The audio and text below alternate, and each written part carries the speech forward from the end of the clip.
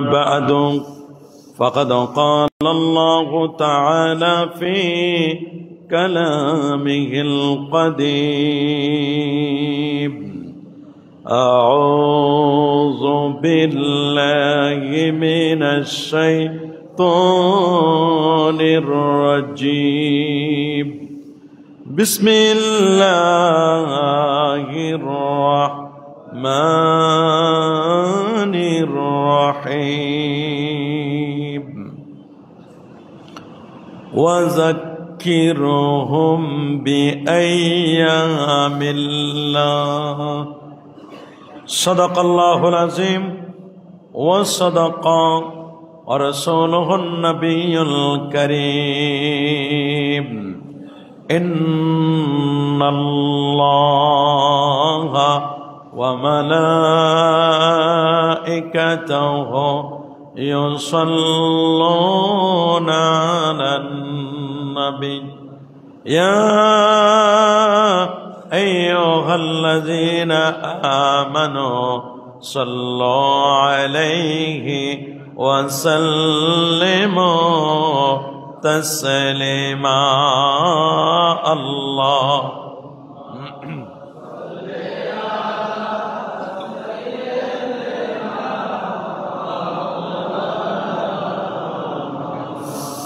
وعلى آل سيدنا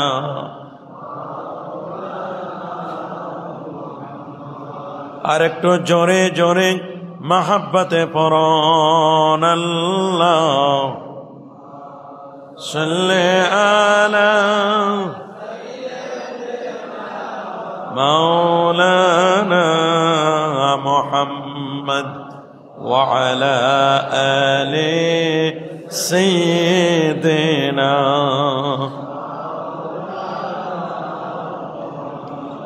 بلغ العلا بكماله كشف الدجى حسنت جميع خصاله صلوا عليه وآله আসুন একটু মহব্বতে জিকির করি লা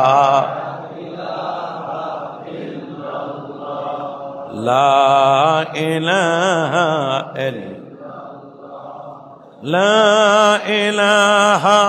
ইল্লাল্লাহ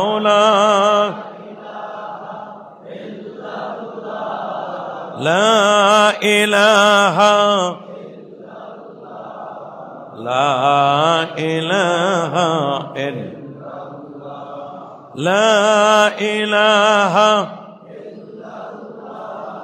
لا إله إلا الله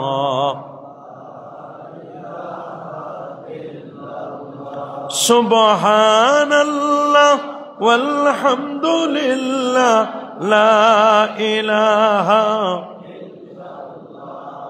سبحان الله والحمد لله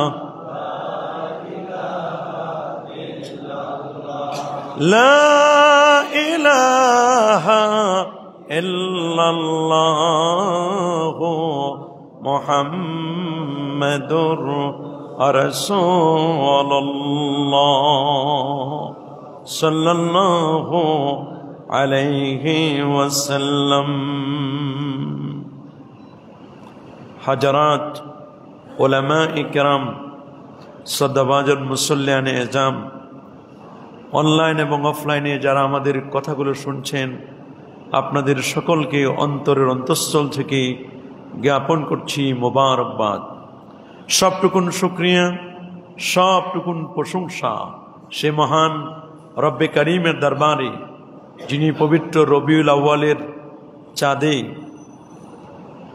আল্লাহর ঘর মসজিদে এসে তার দরবারে মস্তক অবনত করবার সেজদা করবার সুযোগটুকু এনায়েত করলেন।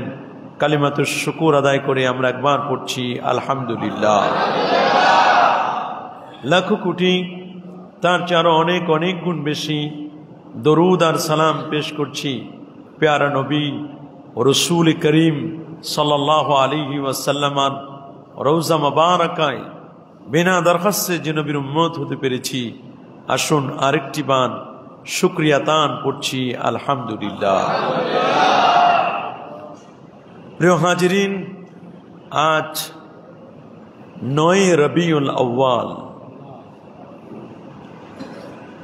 আপনারা জানেন আল্লাহর হাবিবের বিলাদাতের মাস, নবীর শুভাগমনের মাস পবিত্র রবিউল আউয়াল মাস। পবিত্র রবিউল আউয়াল মাসের প্রসিদ্ধ মত অনুযায়ী যে দিনটিতে নবীজি জন্মগ্রহণ করেছেন, 12 রবিউল আউয়াল, এটি আমাদের দেশ সহ গোটা পৃথিবীতে প্রায় 155টি দেশে পবিত্র ঈদে মিলাদুন নবী সাল্লাল্লাহু আলাইহি ওয়াসাল্লাম এটি উদযাপিত হয়ে আসছে। পবিত্র ঈদে মিলাদুন নবী সাল্লাল্লাহু আলাইহি ওয়াসাল্লাম এটি কোরআন, সুন্নাহ, সাহাবায়ে কেরামের জীবন আচরণ এবং যুগ যুগ ধরে বিশ্ববরেণ্য উলামায়ে কেরামের দ্বারা চর্চিত একটি আমল।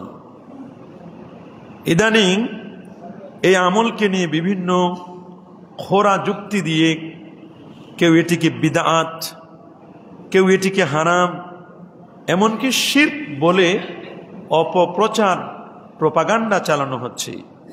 সমাজে প্রচলিত অন্য অসংখ্য শিরক, কুফর, বিদআতকে পাশ কাটিয়ে ঈদে মিলাদুন নবী সাল্লাল্লাহু আলাইহি ওয়াসাল্লামের বিরোধিতা একদলকে এতটাই অন্ধ বানিয়ে ফেলেছে যে তাদের কথাগুলো কোরআন, সুন্নাহ, সাহাবায়ে কেরামের কর্মধারা, এমনকি নিজেদের পূর্বসূরীদের বিরুদ্ধে চলে যাচ্ছে, সে বিষয়টি তারা উপলব্ধি করতে পারছে না। আমরা প্রায়শ যে কথাটি সবসময় আপনাদেরকে বলে থাকি যে ঈদে মিলাদুন নবী সাল্লাল্লাহু আলাইহি ওয়াসাল্লাম এটি কোনো ফরজ কোনো ইবাদত নয়, এটি কোনো ওয়াজিব কোনো নয়, এটি কোনো সুন্নাহ নয়, এটি একটি মুবাহ, একটি বৈধ জায়েজ একটি পদ্ধতি। এই ঈদে মিলাদুন নবী এটা স্বতন্ত্র কোনো ইবাদত না, বরং এটি আরেকটি ইবাদতের পরিপূরক বা আরেকটি ইবাদতের সহায়ক। সুবহানাল্লাহ বলেন। ঈদে মিলাদুন নবীকে আমরা কখনো এটিকে ইবাদত ফি জাত, সত্তাগতভাবে শরিয়াতে আমরা এটিকে কখনোই ইবাদত মনে করি না। বলবেন হুজুর তাহলে ইবাদত কি? আমরা বলবো কয়েকটি ইবাদতের মজমু, সামষ্টিক হচ্ছে ঈদে মিলাদুন নবী সাল্লাল্লাহু আলাইহি ওয়াসাল্লাম। কয়েকটি ইবাদতের সমষ্টি, যেমন আমরা ঈদে মিলাদুন নবী সাল্লাল্লাহু আলাইহি ওয়াসাল্লাম আসলে পরে আমরা কোরআন মাজিদ তেলাওয়াত করি, নবীর প্রতি দরুদ শরীফ পড়ি, নবীর সিরাত পাঠ করি, নবীর জীবনী আলোচনা করি, নবীকে নিয়ে আমরা আলোচনা করি। সুবহানাল্লাহ। শুধু নবীকে নিয়ে আলোচনা কেন, নবীকে নিয়ে যেমন আলোচনা করি, এর মাধ্যমে আমাদের পূর্বসূরি যারা ইন্তেকাল করে গেছেন, আমাদের আব্বা আম্মা, দাদা দাদি, তাদের জন্য আমরা একটু ইসালে সোয়াব করে দোয়া করি। সর্বশেষে তাবাররুকাতের আয়োজন করে আমরা এই কাজগুলো এভাবে করে আমরা বিদায় নেই। এইগুলোর প্রত্যেকটি, কোরআন তেলাওয়াত একটি ইবাদত, নবীর প্রতি দরুদ শরীফ পড়া এটা একটা ইবাদত, আরেকজনকে খাবার খাওয়ানো এটি একটি ইবাদত, ইসালে সওয়াব কিছু আমল করে মুর্দাগানদের জন্য বকশিশ করে দেওয়া এটি একটি ইবাদত। হ্যাঁ, নবীর প্রেম এটাও একটা ইবাদত। আমরা ঈদে মিলাদুন নবী করি মূলত নবী পাক সাল্লাল্লাহু আলাইহি ওয়াসাল্লামের প্রেম, ভালোবাসা, এই ইবাদতটাকে জাগ্রত করবার জন্য। সুবহানাল্লাহ।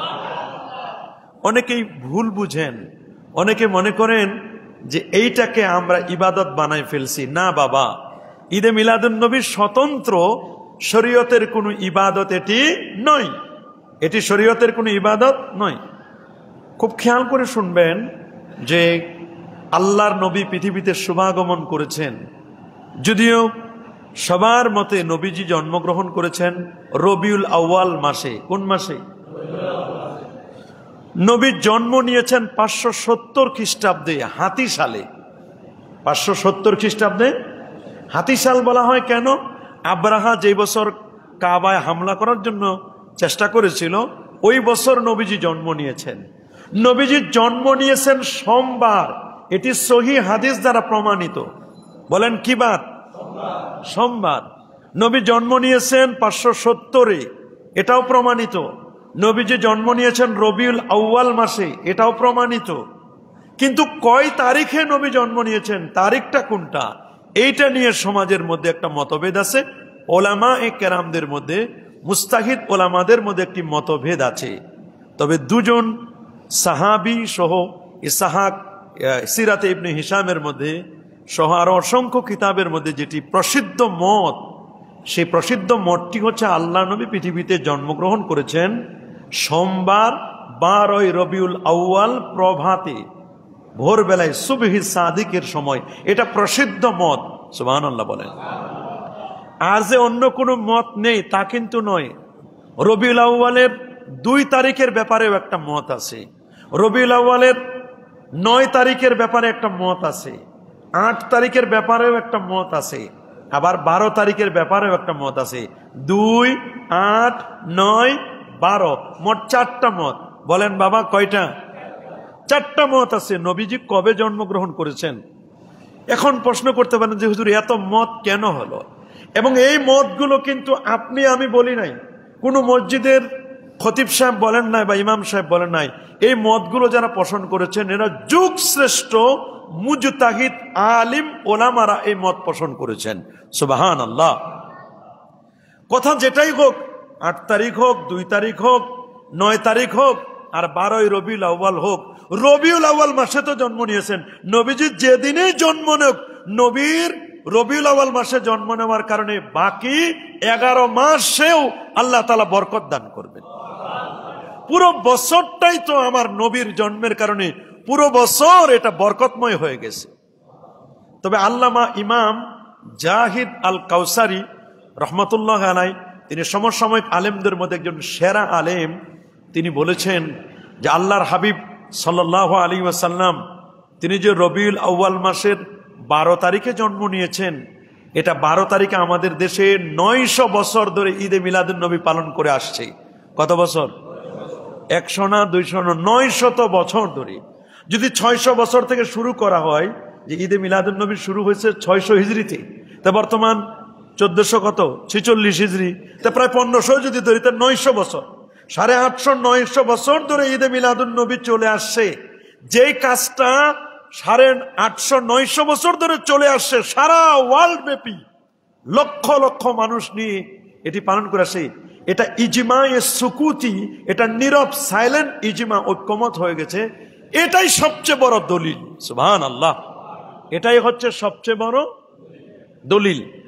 ঈদে মিলাদুন নবী, কোরআন, সুন্নাহ, ইজমা, কিয়াস, খুব খেয়াল করে শুনবেন। শরীয়তের দলিল হচ্ছে বাবা 4টা। বলেন কয়টা? আর একটু জোরে বলেন। কয়টা? 1 কোরআনুল কারীম শরীয়তের দলিল, 2 সুন্নাতে রাসূল সাল্লাল্লাহু আলাইহি ওয়াসাল্লাম, 3 ইজমায়ে উম্মাহ, উম্মতের ইজমা, মুস্তাহিদ ইমামদের ইজমা, 4 নম্বর হচ্ছে মানুষদের উম্মতের যারা গবেষক আলেম তাদের গবেষণা। 4টা দলিলের বাহিরে আর কোনো দলিল। মূল দলিল হচ্ছে 2টা, কোরআন এবং সুন্নাহ। বলেন মূল দলিল কয়টা? কোরআন এবং সুন্নাহ। এই যে মূল দলিল 2টা, আল্লাহ নবীর প্রিয় সাহাবী হযরতে মুআজ ইবনে জাবাল, প্রিয় সাহাবী, আ'লামু বিল হালাল ওয়াল হারাম, তাকে রাসূলুল্লাহ সাল্লাল্লাহু আলাইহি ওয়াসাল্লাম ইয়ামানের গভর্নর করে পাঠাবেন, ইয়ামান দেশের কাজী করে, হাকিম প্রশাসক করে পাঠাবেন। নবীজি মুআজ ইবনে জাবালকে বলেন, মুআজ তুমি তো ইয়ামানে যাচ্ছ, আমাকে ভালো করে দেখে নাও, আমি রাসূলের সাথে তোমার আর জীবনে দেখা নাও হতে পারে। মুআজ ইবনে জাবাল রাদিয়াল্লাহু তাআলা বুঝতে পারলেন, আমার মনে হয় রাসূলুল্লাহর ইন্তেকাল খুব কাছাকাছি হয়েছে, আমি যেহেতু দূরে চলে যাচ্ছি, রাসূল আমাকে বললেন তুমি শেষ দেখা দেখে নাও, আমার সাথে আর তোমার আর দেখা নাও হতে পারে।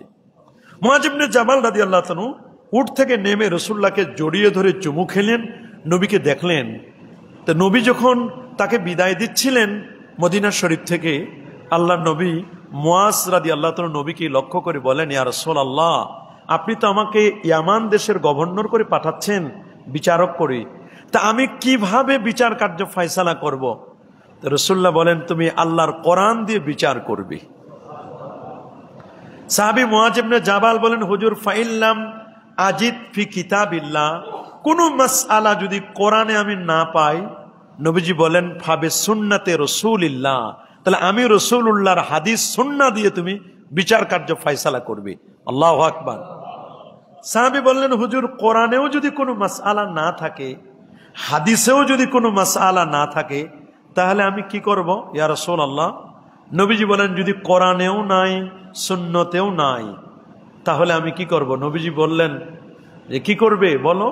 সাহাবী মুআয ইবনে জাবাল বলেন, ফা আজতাহিদু বিরাই, হুজুর আমি গবেষণা করে ফতোয়া দিব। গবেষণা করে কি করব? মাসআলা দিব, ফতোয়া দিব। নবীজি কিন্তু তাকে নিষেধ করে নাই। নবীজি তার বুকের মধ্যে একটু হালকা বাড়ি দিলেন, একটু সাব্বাস, হ্যাঁ ঠিক আছে, আলহামদুলিল্লাহিল্লাযী ওয়াফাকা রাসূলা রাসূলিহি, সমস্ত প্রশংসা হয় আল্লাহর, যে আল্লাহর রসুলের দূতকে আল্লাহ তাআলা এই কাজ করার জন্য আল্লাহ তাআলা তাকে তৌফিক দিয়েছেন। নবীজি এটাকে সাপোর্ট করলেন। সুবহানাল্লাহ বলেন। তাহলে আমরা সিদ্ধান্ত, কোন মাসআলা যদি কোরআনে না পাই, হাদিসে না পাই, তাহলে গবেষণা হবে। বলেন কি হবে? আচ্ছা, গবেষণা করবে কি আমার মতো আপনার মতো লোক, নাকি মুস্তাহিদ বড় ইমাম যারা তারা করবে গবেষণা?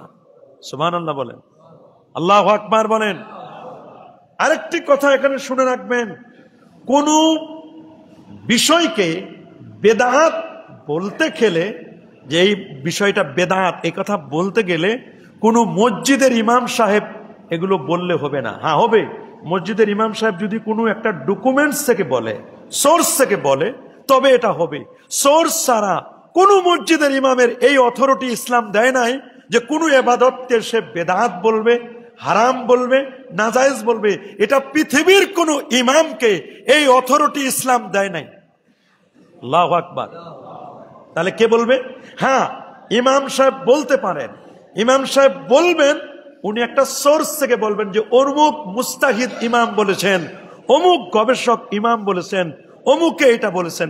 উনি শুধু আপনাদেরকে শুনাই দিবেন নকল করে, অমুক বক্তব্যটি অমুকের বক্তব্য এই।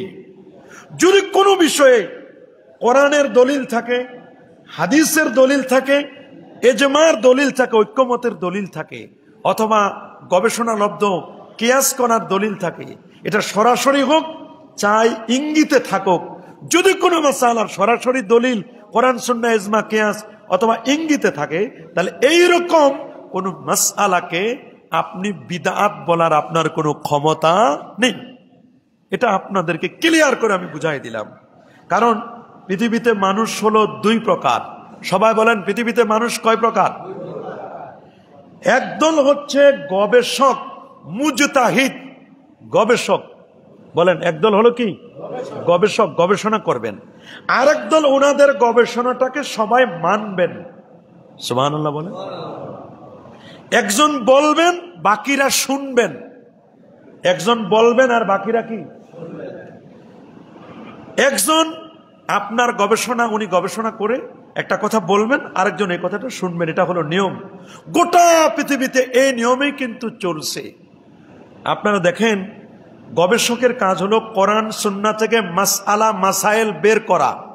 মাসআলা মাসাইল কি করা? বের করা। আচ্ছা, এখানে আমরা যারা আছি, আমরা কি কোরআন হাদিস থেকে মাসলা মাসাইল বের করতে পারি বাবা? বলেন না আপনারা? আপনারা পারেন? আমিও তো পারি না। আমিও পারি না। আমার মতো এরকম বড় বড় যত আলেম ওলামা যারা আছে তারাও পারবে না। কারণ একজন মুস্তাহিদ হওয়ার জন্য, গবেষক হওয়ার জন্য ইমাম আবু হানিফা, ইমাম শাফি, ইমাম মালিক, ইমাম আহমদ বিন হাম্বল ওই রকম বড় বড় ইমাম হইতে হবে, তাহলে তিনি গবেষণা করে কোরআন হাদিস থেকে মাসআলা মাসাইল বের করতে পারবে। আমরা গবেষক না। আমরা গবেষক মানুষ বলে অমুক গবেষক, এগুলো কোনো মুস্তাহিদ গবেষক না। আমরা হলাম অনুসারী, মুকাল্লিদ। আরেকজনেরটা অনুসরণ করি। উনারা মাসলা মাসাইল বের করছে, আমরা শুধু অনুসরণ করি। সুবহানাল্লাহ বলেন। এর বাহিরে কিছুই না। হয় আপনি একটা গাড়ি নিজে চালাবেন, যদি চালাইতে না পারেন তাহলে ড্রাইভার রাখে, তার সহযোগিতা নিবেন, ঠিক কিনা? হয় আপনি নিজে বাড়ি বানাইয়া নিজের বাড়িতে থাকবেন, না হলে যারা বাড়ি বানাইছে তাদের বাড়িতে আপনি ভাড়া থাকবেন। কথা কি ক্লিয়ার? মনে রাখবেন, আপনি হয় নিজে পুকুরে মাছ ধরবেন, যদি নিজে পুকুরে মাছ ধরতে না পারেন, শীতকালে হোক বা যে সময় হোক, নাহলে যারা মাছ ধরে তাদের থেকে মাছ কিনে আনে আপনি খাবেন, কিন্তু মাছও ধরবেন না, কিনেও খাবেন না, ফাঁকে আপনি যে মাছ ধরে তারে গালি দিবেন, এটা চরম অন্যায়। বলেন এটা কি? আরো জোরে বলেন, এটা চরম অন্যায়। মধুমক্ষিকা যারা মৌচাক থেকে মধু সংগ্রহ করে, দুই একটা মৌমাছির কামড় খেতে হয় কিনা? বলেন না আপনারা, কামড় খেতে হয় না? কামড় খেতে হয়। হয় আপনি নিজে ধোঁয়া দিয়ে মৌচাক থেকে মধু নিজে সংগ্রহ করে নিজে খাবেন, যদি নিজে সংগ্রহ করতে না পারেন, যারা গোয়ালে আছে মধুমক্ষিকা থেকে মৌমাছি থেকে মধু সংগ্রহ করে তাদের কাছ থেকে মধু কিনে খাবেন। কথা বলেন। হয় আপনি নিজে কোরআন হাদিস থেকে মাসআলা মাসাইল নিজে বের করে আমল করবেন, যদি বের করতে না পারেন তাহলে যারা বের করছেন তাদেরটা আপনি মানবেন। কথা বলেন। এই জন্য কোরআন এবং হাদিস থেকে মাসআলা মাসাইল বের করার যোগ্যতাও আমাদের নাই। আমরা শুধু পারি এতটুকুন যে যারা বের করছেন তাদের কথাটা আপনাদেরকে শোনাই দিতে। আমার এর চেয়ে আর বেশি যোগ্যতা আমার নাই। এজন্য আমি যখন কোনো ফতোয়ার দিই বা বলি যে এটা হালাল না হারাম, এটা জায়েজ না নাজায়েজ, আপনাদেরকে কিন্তু হয় রেফারেন্স দিয়ে কোরআনের, না হয় রেফারেন্স দিয়ে আমি হাদিসের, না হলে রেফারেন্স দিয়ে আমি কোনো ইমামের বক্তব্য আমি আপনাদের কাছে কোট করি। এখন প্রশ্ন হচ্ছে যে এই যে আমরা ঈদে মিলাদুন নবীটা পালন করছি, সবাই জানেন আপনারা যে বছরে ঈদ, শরীয়তের ঈদ কয়টা? বলেন বাবা, শরীয়তের ঈদ কয়টা? একটা হলো ঈদ উল ফিতর, আর একটা হলো ঈদ উল আজহা। এর বাইরে শরীয়তের ঈদ আছে? হ্যাঁ, আরেকটা ঈদ শরীয়ত বলছে, জুমার দিনটাকে শরীয়ত ঈদের দিন বলেছেন, হাদিস দ্বারা প্রমাণিত। সুবহানাল্লাহ বলেন। শরীয়তের জুমার দিন কি দলিল? কি দলিল? হলো সুনানে ইবনে মাজার হাদিস। আল্লাহর নবী বলেছেন, ইন্না ইয়াউমাল জুমাতে সাইয়্যিদুল আইয়াম, নিশ্চয় জুমার দিন সপ্তাহের শ্রেষ্ঠতম দিন। ওয়া আফদালু ওয়া আযামু মিন ঈদিল আযহা ওয়া ঈদিল ফিতর, জুমার দিনটা ঈদুল আযহা ঈদুল ফিতরের চেয়ে উত্তম। জিজ্ঞেস করলেন সাহাবীরা কেন? নবীজি বলেন এখানে 5টা কারণ আছে, 5 কারণে জুমার দিন শ্রেষ্ঠ, ঈদুল আজহার চেয়ে উত্তম, ঈদুল ফিতরের চেয়ে উত্তম। বলে কি কি? 1 নম্বর কারণ হলো এই দিনে আদম নবীর জন্ম হয়েছে। এই দিনে আদম নবীকে আল্লাহ তাআলা জান্নাত থেকে দুনিয়াতে পাঠাইছেন। 3 নম্বর কারণ হলো এই দিনে আদম নবী মারা গেছেন, ইন্তেকাল করছেন। 4 নম্বর কারণ হলো এই দিনে এমন একটা সময় আছে বান্দা আল্লাহর কাছে যা দোয়া করবেন সেটা কবুল হবে। প্রশ্ন করতে পারেন হুজুর এটা কোন সময়? এটা হইতে পারে খতিব সাহেব যখন মিম্বারে উঠেন ওই সময়, আরেকটা হতে পারে প্রত্যেক জুমার দিন মাগরিবের নামাজের আগে, আসরের পর মাগরিবের আগে যে সময়টা, ওই সময় দোয়া করলে আল্লাহ কবুল করেন। আর এই জুমার দিনে কিয়ামত হবার সম্ভাবনা আছে। এই 5 কারণে জুমার দিন ঈদুল আজহা ঈদুল ফিতরের চেয়ে উত্তম। আল্লাহু আকবার বলেন। এই যে জুমার দিন, এটাও কিন্তু ঈদ। জুমার দিনটা কি? আরাফাতের ময়দান, 9 তারিখ জিলহজ মাসের এই দিনটাও ঈদের দিন। রাসূল তিরমিজি শরীফের 773 নম্বর হাদিসে বলেন, ইয়াউমু আরাফা, আরাফাতের দিন, ইয়াউমুন নাহার, জিলহজের 10 তারিখ কুরবানির দিন, এবং আইয়ামুত তাশরিক, জিলহজের 11, 12, 13, 3 দিন, আর ওখানের কত 10 তারিখ 4 দিন, আর আরাফার দিন 5 দিন। এই 5 দিন রাসূল বলেন ঈদুনা আহলাল ইসলাম, এটা মুসলমানদের জন্য ঈদের দিন, এই 5টা দিন। সুবহানাল্লাহ বলেন। এটাও কিন্তু শরীয়তের ঈদ। এটাও কি শরীয়তের? এর বাহিরে শরীয়তের ঈদ সওয়াব হবে। আচ্ছা বলেন, ঈদুল ফিতর ঈদুল আযহায় নামাজ পড়লে সওয়াব হয় না? নির্ধারিত সওয়াব আছে না? তাকবীর আছে না? খুতবা আছে না? তারপরে সদকাতুল ফিতর আছে না? কুরবানি আছে না? এগুলো কিন্তু শরীয়তের সব বিষয়গুলো আছে।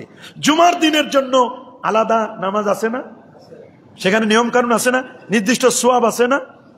এই ঈদের বাহিরে যত ঈদের কথা বলুক মানুষ, সব ঈদ হলো শাব্দিক অর্থে ঈদ।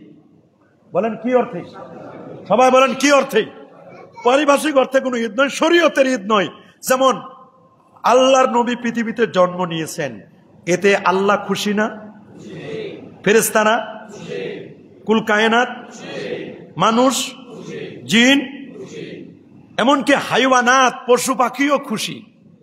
এই যে খুশিটা, এটা কি পৃথিবীর ঈদুল ফিতর ঈদুল আযহা সবচেয়ে সব খুশির সেরা খুশি না? এই যে খুশি, এইটাকে আরবিতে বলা হয় ঈদ। ঈদ মানে কি? খুশি। এটা কি ওই ঈদের সাথে মিলালে চলবে? তাহলে এই যে আমরা খুশিটা বললাম, এই খুশিটা কিন্তু সবচেয়ে বড় খুশি।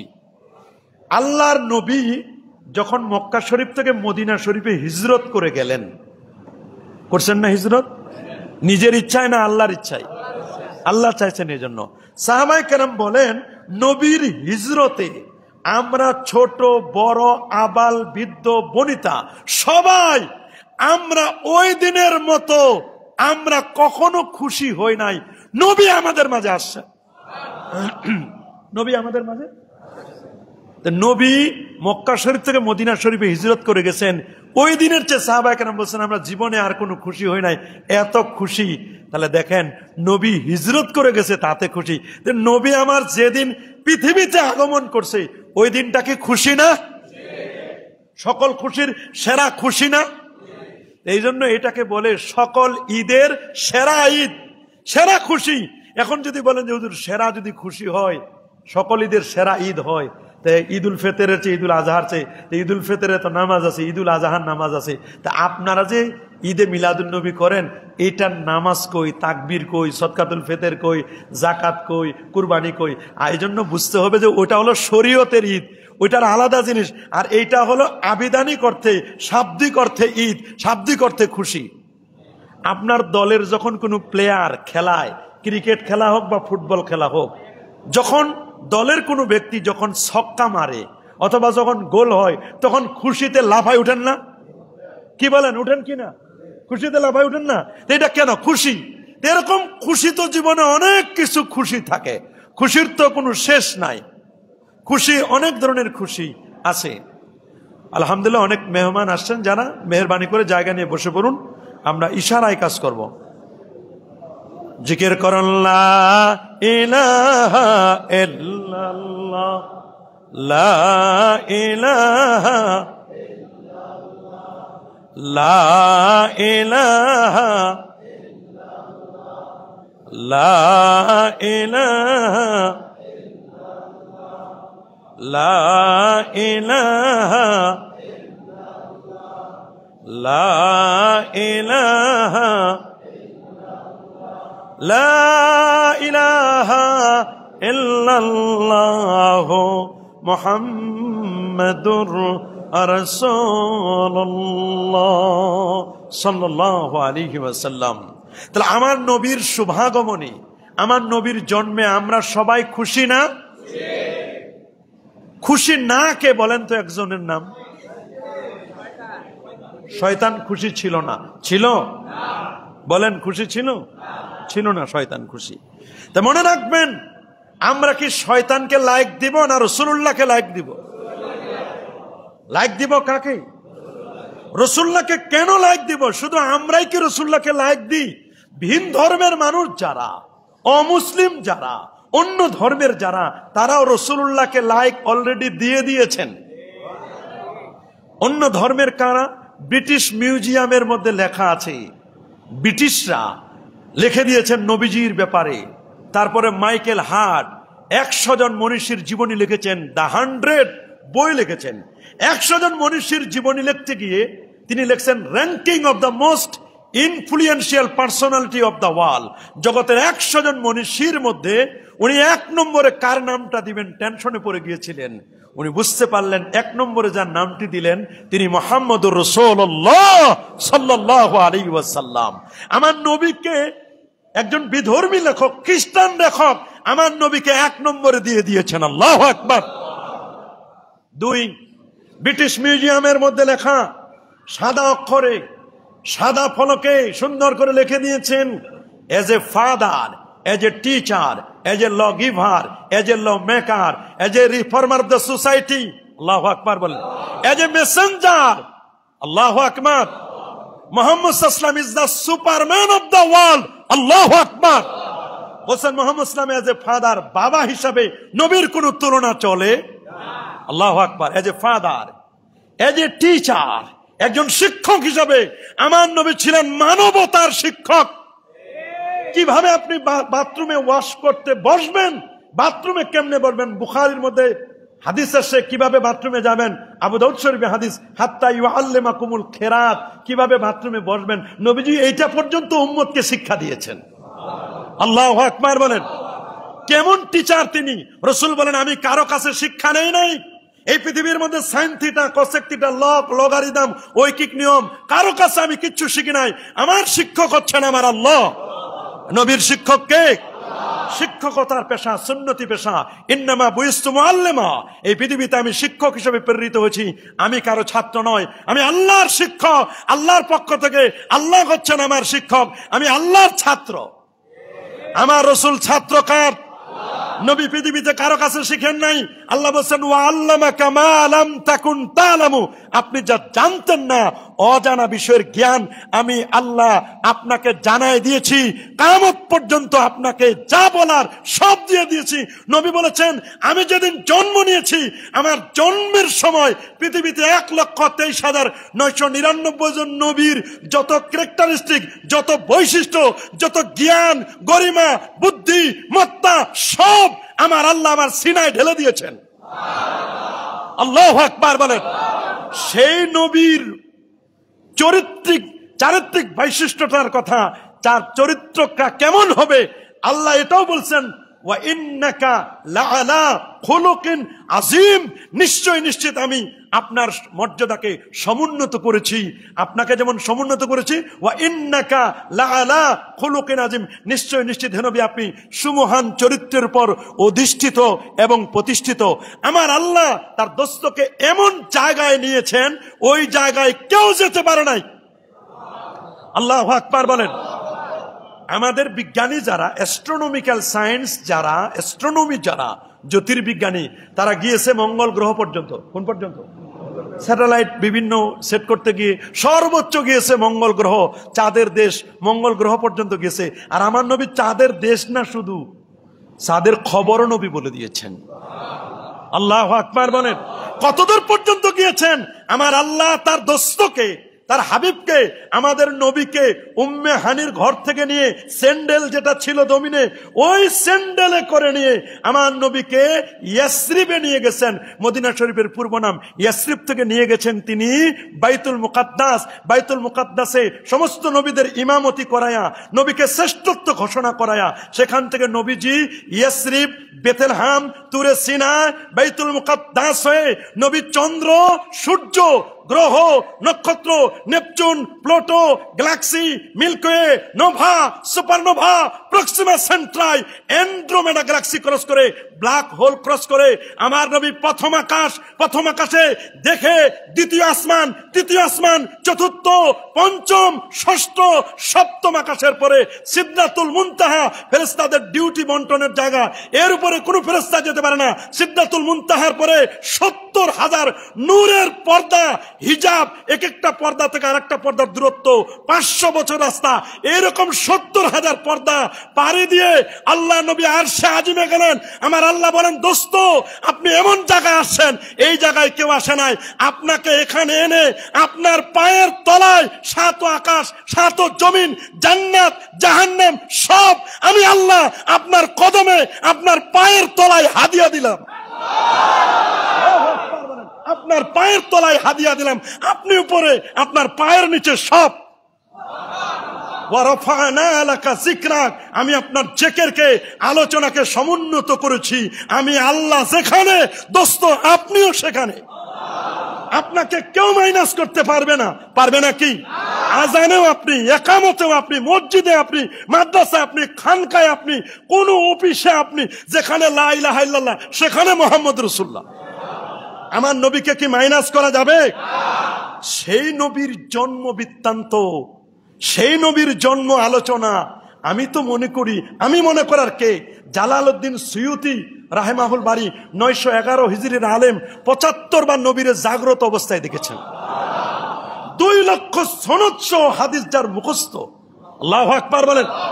এত বড় পণ্ডিত, তিনি বলেছেন কোন মজলিসে, কোন এলাকায় যদি নবীর জন্ম বৃত্তান্ত আলোচনা হয়, ওই এলাকাটা আল্লাহ 1 বছর পর্যন্ত নিরাপদ রাখেন। ওই মার্কেটে আগুন লাগে না, আসমানি ফেরেশতারা রহমত দিয়ে, বরকত দিয়ে ভরপুর করে দেন। উনি কিতাব লিখছেন হুসনুল মাকসিদ ফি আমালিল মাউলিদ। উনার বক্তব্য উনি বলে দিয়েছেন এই কাজগুলো নিঃসন্দেহে ভালো কাজ। আল হাবিউলিল ফাতোয়া কিতাব লিখেছেন হাফেজ ইমাম ইবনু হাজার আসকালানী রহমাতুল্লাহ আলাইহি, 852 হিজরি আলেম। উনি আল আজবিবাতুল মারদিয়া এই কিতাবে নবীর ঈদে মিলাদুন নবীকে তিনি জায়েজ বলেছেন, উত্তম বলেছেন। আল্লাহু আকবার, আর যেমন আল্লাহু আকবার। উনি দলিল, আমরা কোনো দলিল দিই নাই।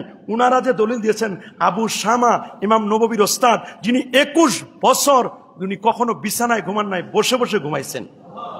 উনি আল বায়েস আলা মুনকিরিল বিদে ওয়াল হাওয়াদিস এই কিতাবের মধ্যে এনেছেন নবীর জন্ম বৃত্তান্ত।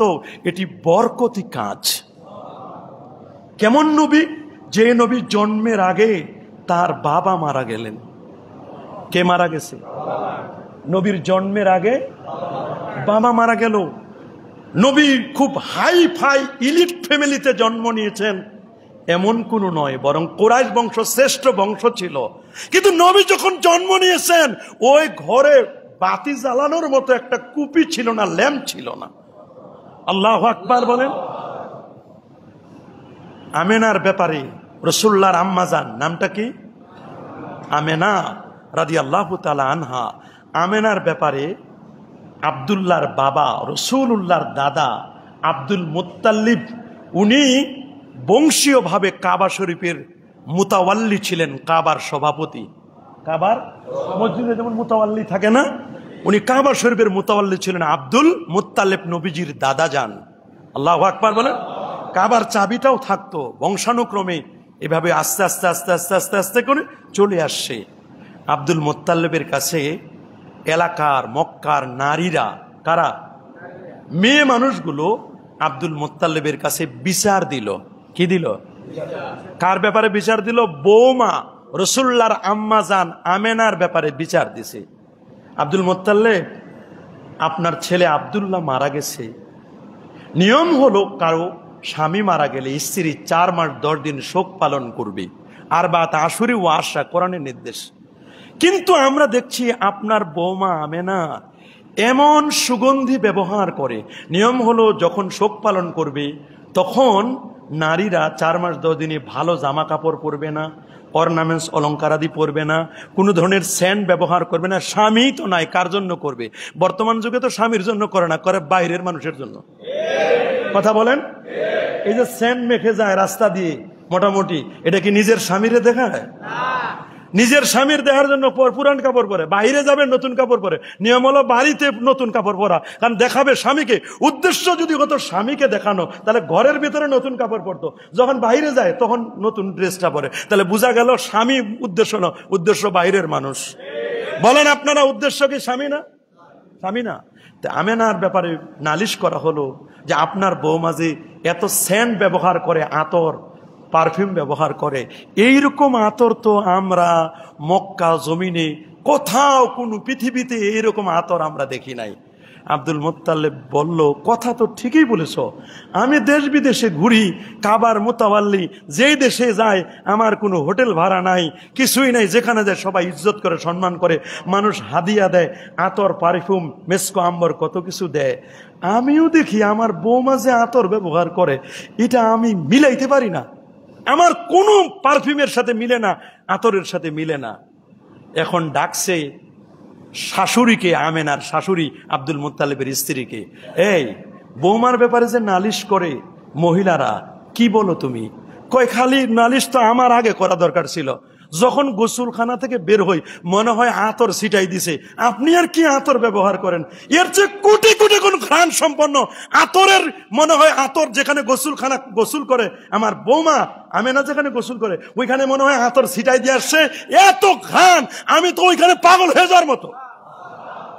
তাহলে সমালোচনা পিছনে করে দরকার নাই, ডাকো তো বৌমারে। সুবহানাল্লাহ বলেন। আমাদের অভ্যাস হলো আমরা সমালোচনা করি পিছনে। বলেন, আমরা সমালোচনা করি কি? বলে সমালোচনা পিছনে করব না, সমালোচনা করব। ডাকো বৌমাকে। আমেনা, বৌমা, ছেলে আব্দুল্লাহ চলে গেছেন। আব্দুল মুত্তালিব চোখের পানি ছেড়ে কাঁদেন। ছেলের কথা মনে হলে আব্দুল্লাহ, তাকে ব্যবসার জন্য পাঠিয়েছিলাম মদিনায়, ইয়াসরিবে, খেজুরের ব্যবসা, আজওয়া খেজুর, দামি জান্নাতি খেজুরের, এগুলোর ব্যবসা করতেন আব্দুল্লাহ। কিন্তু বোমা আমার ছেলেটা বিদায় হয়েছে, তুমি তো একটু শোক পালন করবে, তুমি তো একটু কমপক্ষে একটু ভালোভাবে চলবে। কিন্তু তোমার নামে নালিশ করলো। বলে আব্বা যান, নালিশ কি করবে? এটা তো আমার কিছু না। আমার পেটে যিনি আছেন যেদিন থেকে, ওই দিন থেকে এত ঘ্রাণ। আমি যে রুমে থাকি, রুমের ওয়ালগুলোতেও ঘ্রাণ। আমি যে থুতুটা ফেলি, থুতুতেও মেস্কের ঘ্রাণ। আমি যদি কখনো বাইরে বের হই, মেঘমালাগুলো আমার ছায়া দেওয়ার জন্য পাগল হয়ে যায়। শুধু এইটা, আমি যদি কোনো কাঁটায়ও পা রাখি, কাঁটাটা আর কাঁটা থাকে না, এটা গোলাপ ফুলের বাগান হয়ে যায়। আমি যদি কোনো পাথরে পা রাখি, ওটা পাথর থাকে না, ওইটা নরম তুলার মতো হয়ে যায়। শাশুড়ি বলতেছে যে গোসলখানায় কি করো? ওই গোসলখানায় কিছু করি না, আমি তো গোসল করে চলে আসি। ওই এত ঘ্রাণ, ওই আমি যে গোসল করি, আমার গায়ের যে পানিগুলো টপ টপ করে পড়ে, কারণ এটা তো পেটের রক্তের সাথে মিলিত। এখানে তো সাইয়্যিদুল আম্বিয়া আল মুরসালিন, আমি জানি না কে আছে এখানে, যাকে নিয়ে আসছি, যেদিন আমার পেটে আসে ওই দিন 10,000 নবী রাসূল আমার রাতে খালি সালাম দিয়ে গেছে। আল্লাহু আকবার। বলে এটা কারিশমা তো তোমার না? বলে না, এটা আমার কোনো কারিশমা না, পেটের ভিতরে যিনি আছেন এটা উনার। আল্লাহু আকবার, আল্লাহু আকবার। বলে আরো কিছু শোনাও। বলে আর কি শোনাবো? পিপাসা লাগছিল, যদি আব্দুল্লাহ থাকতো, আব্দুল্লাহকে বলতাম একটু পানি আনো। কাউকে বলতে পারি না, স্বামী হারা বিধবা আমি, কাউরে বলতে পারি না। বালতি নিয়ে গেলাম কুয়াতে পানি উঠার জন্য। যখন কুয়ার কাছে গেছি, পানি ফেলবো বালতিটা, দেখি পানি উপরে উঠে ছুঁই। পানি আমারে বলতেছে তোরে কষ্ট করা লাগবে না, উঠাই নে, বালতিতে ভরে দি। পানি বলতেছে আমারে কষ্ট করো না, দেও ভরে দি। এই কথা যখন শুনছে, শোনার পরে মহিলারা চতুর্দিকে পানি নেওয়ার জন্য কুয়ার কাছে আসছে। আল্লাহু আকবার। যখন আমেনা চলে যাবে, আমেনাকে বলছে, আমেনা বোন যাস না, তুই গেলে পানি নিচে নেমে যাবে, যাস না। তুই যদি চলে যাস আমেনা, তুই কি কাজ করস? তোর কারণে পানি উপরে উঠছে।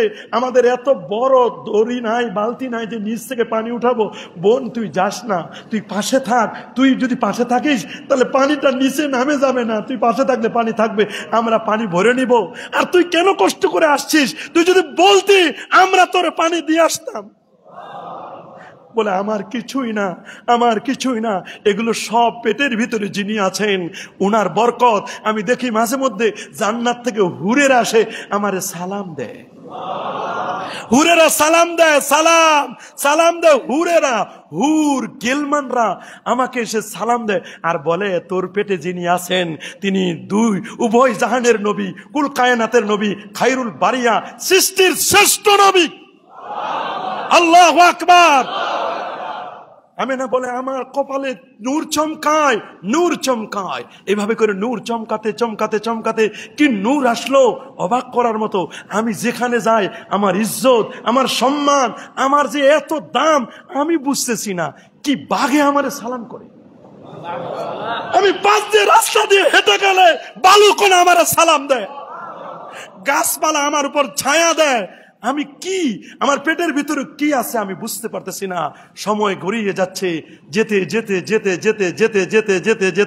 যেই রাতে জন্ম নিবেন মুহাম্মদ রাসূলুল্লাহ সাল্লাল্লাহু আলাইহি সাল্লাম, আমার ঘরে একটা বাতি জ্বালাবো, এইরকম তৈল নাই, এইরকম একটা ঘরটা আলোয় আলোকময় হয়ে গেল। শুধু আমেনা বলছেন আমার এই পুতুলি কলিজার টুকরাটা যেদিন জন্ম নেয়, সবাই জন্মের পরে ওই ঘরে যাওয়া যায় না, গন্ধ। কিন্তু আমার যিনি জন্ম নিলেন, উনার জন্মে আলোয় আলোকময়, পুরো ঘর আলোকিত হয়ে গেছে। মনে হয় পুরা সূর্য চন্দ্র আমার ঘরে উদিত হয়েছে। আল্লাহু আকবার। ওয়া হাসানু মিনকা লাম তারা কাতু আইনি ওয়া আজমালু মিনকা লাম তালিদিন নিসা খুলিকতা মুবাররা মিন কুল্লি আইবিন কান্নাকা কাদ খুলিকতা কামা তাশা ইয়া সাহিবাল জামাল ইয়া সাইয়্যিদাল বাশার মিন ওয়াজহিকাল মুনির লাকাদ নাওয়ারাল কামার। এটা তো পূর্ণিমার আস্তা একটা চাঁদ।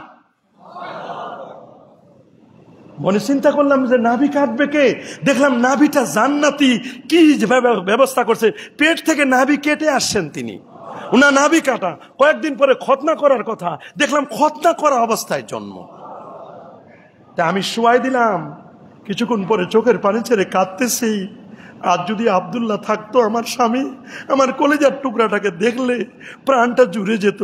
কত খেলনা আনতো, কত কিছু আনতো, কত খেলনা আনতো, খেলনা। আব্দুল মোত্তালেব বলছেন, বৌমা কেন কাঁদো বৌমা? বলে, আব্বা এই ছেলের আব্বা যদি আজকে বেঁচে থাকতো তাহলে কত কিছু আনতো। বৌমা টেনশন করো না, টেনশন করো না। কিছুক্ষণ পরে দেখতেছেন শোয়াই দিছে, চাঁদ আর সূর্য উপর থেকে নিচে নেমে আসতেছে। আমেনা জোরে চিৎকার দিয়ে বলছে, আল্লাহু আকবার, আল্লাহু আকবার। চাঁদ তারারা কি আমার ছেলের উপর পড়ে যায় নাকি, ছেলেটারে অ্যাক্সিডেন্ট করে নাকি? কিন্তু না, রাসূলুল্লাহ যখন আঙ্গুলগুলো খালি এরকম এরকম করতেছে, এরকম এরকম এরকম এরকম এরকম এরকম, ছোট বাচ্চা দেখেন না, এরকম এরকম করে, চাঁদটা ওরকম ওরকম রাসূলুল্লাহর সাথে খেলতেছে। আল্লাহু আকবার, আল্লাহু আকবার। চাঁদও খেলে, চাঁদও খেলে, তারকা রাজুগুলো খেলে। কিছুক্ষণ পরে কে যেন এসে বলছে, এই গাইবু হাজাল ওয়ালাদ, এই সন্তানটার একটু একটু এই মুহূর্তে জন্ম নিচ্ছে তো, এই সন্তানটার একটু গায়েব করে ফেলো। বলে, কেন গায়েব করে ফেলবা? বলে, কয়েক মিনিটের জন্য। জিবরিল আমিন আল্লাহ বলছেন, দোস্ত আমার এই হাবিবকে তুমি একটু কোলে নিয়া গোটা পৃথিবী, মাশারিকুল আরদে ও মাগারিবুহা, গোটা পৃথিবী, গোটা পৃথিবী, চন্দ্র সূর্য গ্রহ নক্ষত্র সব, মাশরিক মাগরিব শিমাল জুনুব, সবার কাছে এই শিশুটাকে দেখায় আনো। কেউ যেন বলতে না পারে যে উনি নতুন কোনো, নতুন না, উনি সবার সেরা। তাওরাত, জবুর, ইনজিল সব জায়গায় আলোচনা। ওটা প্রফেসর ডি লামার্টিন বলেছেন, সেই মারিয়ানা ট্রান্স প্রশান্ত মহাসাগরের তলায় যত বালুকণা আছে, 11 কিলোমিটার ডিপনেস, গভীরতা, মহা ওই সেই কাঞ্চনজঙ্ঘার মতো হিমালয় ছেড়ে দিলে পানির উপর ভেসে উঠবে, পানির তলায় চলে যাবে হিমালয়ের মতো পাহাড়, 3 কিলোমিটার উপরে পানি থাকবে। সেই জায়গার তলায় যত বালুকণা, মরুভূমি সাহারা অঞ্চলে যত বালুর কণা আছে, ওই বালুকণাগুলোকে সায়েন্স এন্ড টেকনোলজি আপগ্রেড হবে, বালুকণাগুলোকে পরিমাপ করতে পারবে, গোনাতে পারবে একটা একটা করে। কিন্তু আল্লাহ নবীর চারিত্রিক মাধুর্যতা এত হাই র্যাঙ্কে, এটা গণনা করার মতো পৃথিবীতে কোনো শক্তি নাই। সেই নবীর মিলাদ, সেই নবীর জন্ম বৃত্তান্ত, সেই নবীর জন্মে আমরা খুশি না বাবা? কারা কারা খুশি হাত তুলে দেখান। নারে তাকবীর, নারে রিসালাত। পবিত্র ঈদে মিলাদুন নবী, সেই ঈদে মিলাদুন নবী আগামী 16 তারিখ। কয় তারিখ? 16 তারিখ।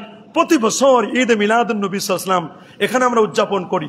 হ্যাঁ, ঈদে মিলাদুন নবীর নামে যারা ভণ্ডামি করে, খ্রিস্টানি তরিকায় কেক কাটে, হ্যাপি বার্থডে টু মোহাম্মদ বলে, নারী পুরুষ অবাধ বিচরণ করে, এই রকম যারা করে, নামাজ পড়ে না, জুলুস করতে গিয়ে এই রকম মিলাদের সাথে চেয়ার রাখে, গ্লাস রাখে, কই নবী আসবেন, এই আকীদা আমাদের নাই। এগুলো ভণ্ড প্রতারকদের আকীদা। এই রকম মিলাদের সাথে আমাদের কোনো সম্পর্ক। বরং আর রাহিকুল মাখতুম 1264টি কিতাবের মধ্যে শ্রেষ্ঠ কিতাব, সৌদিতে 1264টি কিতাবের মধ্যে সেরা কিতাব আর রাহিকুল মাকতুম। দেখেন এখানে নবীর জীবনীর পর আলোচনা করা হয়েছে। আমাদের পরিবারের মধ্যে নবীর একটা জীবনী কিনে দেন, ছেলেরা পড়ুক, মেয়েরা পড়ুক, আপনার ভাবি সাহেবা, পরিবারের পরিজন লোকেরা পড়ুক, নবীর জন্ম বৃত্তান্ত জানুক। কত ক্রিকেটার খেলোয়াড়ের নাম জানে, নায়ক নায়িকার নাম জানে, কতজনের নাম জানে, অমুকের নাম জানে, অমুকের নাম জানে। নবীর নাম কি, নবীর মার নাম কি, বাবার নাম কি, দাদার নাম কি, কবে জন্ম নিলেন, এগুলো অনেকে জানে না। এগুলো আমাদের জানার দরকার আছে না নাই?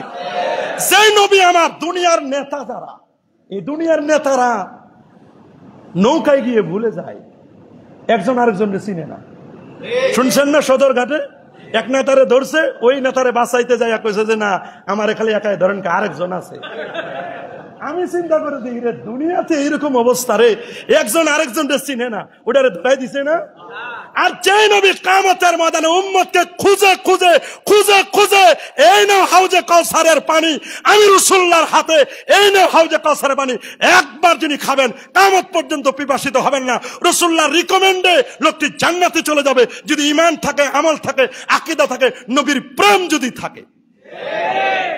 আমরা তো এইরকম রসুলের মহব্বত করি, ভালোবাসি। দুনিয়ার নেতারে ভালোবাসলে দুনিয়ার নেতা মিস কল দিয়ে চলে যায়, রিসিভ করে না। কি করে না? মিস কল দিয়ে চলে যায়, ফাঁকি দিয়ে চলে যায়। কিন্তু আমার রসুল আমাদের এমন, যিনি কোনোদিন আমাদেরকে মিস কল দিবেন না, রিসিভ করে বলবেন, উম্মত আসো আসো, কবরে হাসরে মিজানে আমাকে পাবে। আল্লাহু আকবার। আর আমরা দুনিয়াতেই পাই না, কি বিপদ। এই জন্য যে নবীর শান, যে নবীর মানের আলোচনা আগামী 16 তারিখ ইনশাআল্লাহ আমাদের মসজিদের যারা বর্তমানে দায়িত্ব বলতে, দায়িত্ব তো এখন পুরো দায়িত্বটা আমাকে বলা হয়েছে। তা আমি মুরব্বীদের সাথে পরামর্শ করে সিদ্ধান্ত নেওয়া হয়েছে, আমি কিছুই না, আমাকে শুধু আমি একজন গোলাম খাদেম হিসাবে, আমাদের কমিশনার সাহেব আমাকে যেহেতু দায়িত্ব দিয়েছে ওই হিসাবে, এবং কোনো ক্ষেত্রে আমার কোনো ইন্টারেস্ট নাই কে কি করছেন কোন, এটা আল্লাহর হাওলা। যা হচ্ছে আমি কোনোতেই কোনো ইন্টারফেয়ার করতে চাই না। শুধু এতটুকু বলতে চাই আপনাদের কাছ থেকে, আল্লাহওয়ালা ভালো মানুষ কমিটিতে আসুক, মসজিদের উপকার হোক, মসজিদটা শান্তিতে চলুক, এমন লোকদেরকে আমি চাই। এতে কে হবে এটা আপনাদের ব্যাপার, আপনারা ডিসিশন নেবেন। তারপরেও মুরব্বী যারা আছেন, এখন এই অন্তর্বর্তীকালীন সরকারের সব জায়গায় তো উপদেষ্টা আছে, আমাদের মসজিদের কিছু উপদেশ দেওয়ার মতো মুরব্বীদেরকে নিয়ে সিদ্ধান্ত হয়েছে আগামী 16 তারিখ, গত জুমায়ও বলেছিলাম, ঈদে মিলাদুন নবী সাল্লাল্লাহু উদযাপন সোমবার, দেখেন সোমবারও পড়ছে এবার, আলহামদুলিল্লাহ বলেন। ইনশাআল্লাহ আমি আমাকে দায়িত্ব দিয়েছিলেন যে হুজুর একজন আলেমকে দাওয়াত দেন, তাই আমি একজন আলেমকে দাওয়াত দিয়েছি, মুফতি মাওলানা আব্দুল মুনঈম খান। কণ্ঠটাও সেরা কণ্ঠ, সুন্দর করে ওয়াজ ও নসিহত করতে পারেন, তাই আমি ওনাকে দাওয়াত দিয়েছি। আর আমি তো আপনাদের খাদেম হিসাবে আছি, ইনশাআল্লাহ আমি থাকবো।